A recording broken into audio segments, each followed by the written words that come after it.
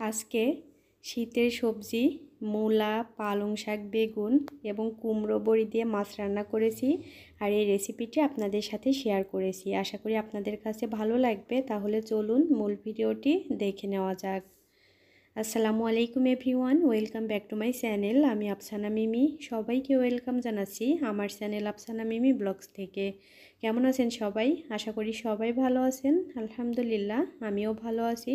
আজকে এই যে শীতের সবজি মূলা, বেগুন, পালং শাক এবং কুমড়ো বড়ি এইগুলো দিয়ে মাছ রান্না করব আর এই রেসিপিটি শেয়ার করব। তার জন্য এখানে মূলা এবং বেগুন আমি ভালোভাবে কেটে ধুয়ে নিয়েছি। আজকে রান্না করব আমি তেলাপিয়া মাছ দিয়ে। তার জন্য এখানে 4 পিস মাছ নিয়ে পরিষ্কার করে ধুয়ে এখন এই যে লবণ আর হলুদের গুঁড়া দিয়ে ভালোভাবে কিন্তু মাছটা মেখে নিব। ভালোভাবে কিন্তু হলুদ লবণ দিয়ে মাছ মেখে নিয়েছি। এখন মাছটা ফার্স্টে আমি ভেজে নিব। তার জন্য চুলার উপরে কড়াই দিয়েছি আর দিয়েছি সরিষার তেল। তেলটা একটু গরম হয়ে যাওয়ার পরে এখন দিয়ে দিয়েছি মাছগুলো। মাছটা কিন্তু আমার ভেজে নেওয়া কমপ্লিট, উঠিয়ে নিব। এখন এই যে দেখতে পাচ্ছেন কুমড়ো বড়ি, এটা কিন্তু গত বছরের আমি এটা সংরক্ষণ করে রেখেছিলাম। এই বছরে তো নতুন কালাই এখনও ওঠে নাই, এই জন্য দেওয়াও হয়নি। আর শীতের কিন্তু আগেই কুমড়ো বড়ির স্বাদটা একটু পাওয়া যাচ্ছে, ভালো লাগছে খাইতে। তো আজকে কুমড়ো বড়ি দিয়েই রান্না করব। আমাদের কুষ্টিয়াতে কিন্তু সবাই অনেক পছন্দ করে। তো ভালোভাবে বড়িগুলো ভেজে উঠিয়ে নিয়েছি। উঠিয়ে ওই তেলের মধ্যে ফার্স্টে দিয়ে দিয়েছি আমি পেঁয়াজ কুচি। পেঁয়াজটা একটু ব্রাউন কালার হয়ে আসলে তারপর এখানে দিয়ে দিয়েছি আমি গোটা জিরা আর পেঁয়াজটা ভেজে নেওয়ার পরে এখন দিয়ে দিয়েছি পানি, কারণ গুঁড়া মশলাগুলো অ্যাড করব, না হলে পুড়ে যাবে পানি না দিলে।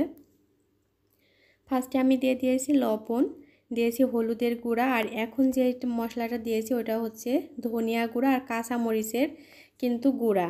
আজকে কোনো শুকনো মরিচের গুঁড়া ইউজ করি নাই। কাঁচা মরিচটা যখন দাম কম ছিল তখন রোদে শুকিয়ে গুঁড়া করা ছিল আর কি। তো আজকে কাঁচা মরিচের গুঁড়া দিয়ে রান্না হচ্ছে। মূলা দিয়েছি, এখন মূলাটা ভালোভাবে কিন্তু কষিয়ে নিব। এই যে দেখেন মশলাটার সঙ্গে খুব সুন্দর করে 2-3 মিনিট একটু কষিয়ে নিয়েছি।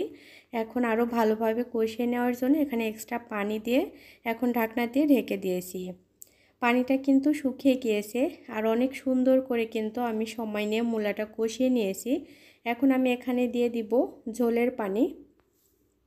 এই যে পানি দিয়ে দিয়েছি। এখন এই পানিটা যখন ফুটে উঠবে তারপরে কিন্তু আমি বেগুন, পালং শাক এগুলো দিয়ে দিব। এই যে পালং শাকটা আমি সুন্দর করে কেটে ধুয়ে উঠিয়ে নিয়েছি। পালং শাক কিন্তু শীতে অনেক ভালো লাগে। আর এই যে বেগুনটা তো আগেই কেটে রেখেছিলাম। এই যে দেখেন পানি দেওয়ার পরে এখন পানিটা কিন্তু ফুটে গিয়েছে। এখন আমি ফার্স্টে দিয়ে দিয়েছি এখানে বেগুন। এখন দিয়ে দিচ্ছি যে পালং শাকগুলো কেটে রেখেছিলাম, সব পালং শাক দিয়ে এখন পালং শাকের উপরে দিয়ে দিচ্ছি মাছ ভেজে রাখাগুলো। মাছ দেওয়া শেষ, এখন দিয়ে দিব কুমড়ো বড়ি। এইভাবে কেউ মূলা, বেগুন, পালং শাক, মাছ, কুমড়ো বড়ি দিয়ে রান্না করেন কি না অবশ্যই কমেন্ট করেন। আমার কাছে তো খুবই ভালো লাগে। এইভাবে একবার হলেও রান্না করবেন, আশা করি আপনাদের কাছেও অনেক ভালো লাগবে। তো সব কিছু দিয়ে এখন আমি ঢাকনা দিয়ে ঢেকে দিয়েছি। এই যে 5 মিনিট পরে এসে এখন আমি একটু তরকারিটা আলতোভাবে একটু নেড়ে দিব, কারণ আরেকটু পরে যখন বড়িগুলো বেশি নরম হয়ে গেলে কিন্তু নাড়া যাবে না, তাহলে বড়িগুলো সব ভেঙে যাবে।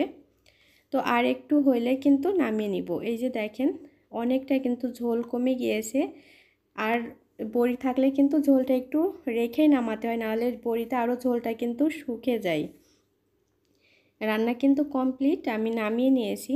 আর এই যে দেখেন রান্নার ফাইনাল লুক, আশা করি অনেক সুন্দর হয়েছে। আপনাদের কাছে কেমন লেগেছে অবশ্যই কমেন্ট করবেন। ভালো লাগলে লাইক করবেন, শেয়ার করবেন। আর যারা এভাবে এখনও ট্রাই করেননি একবার হলেও আমার রেসিপি ফলো করে রান্না করবেন, আশা করি ভালো লাগবে। তো আজ এই পর্যন্তই। সুস্থ থাকবেন, ভালো থাকবেন। আল্লাহ হাফেজ।